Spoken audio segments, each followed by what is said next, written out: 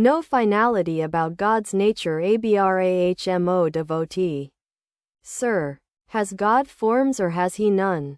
Master, no one can say with finality that God is only this and nothing else. He is formless. And again he has forms for the bhakta, he assumes forms, but he is formless for the jnani. That is, for him who looks on the world as a mere dream. The bhakta feels that he is one entity and the world another. Therefore God reveals himself to him as a person.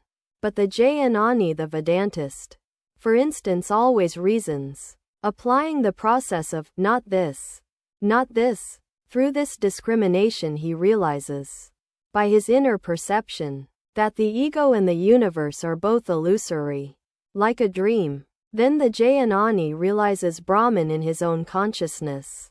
He cannot describe what Brahman is. Do you know what I mean? Think of Brahman, existence, knowledge, bliss absolute, as a shoreless ocean, through the cooling influence, as it were, of the bhakta's love. The water has frozen at places into blocks of ice. In other words, God now and then assumes various forms for his lovers and reveals himself to them as a person. But with the rising of the sun of knowledge, the blocks of ice melt. Then one doesn't feel any more that God is a person. Nor does one see God's forms. What he is cannot be described. Who will describe him? He who would do so disappears. He cannot find his I anymore.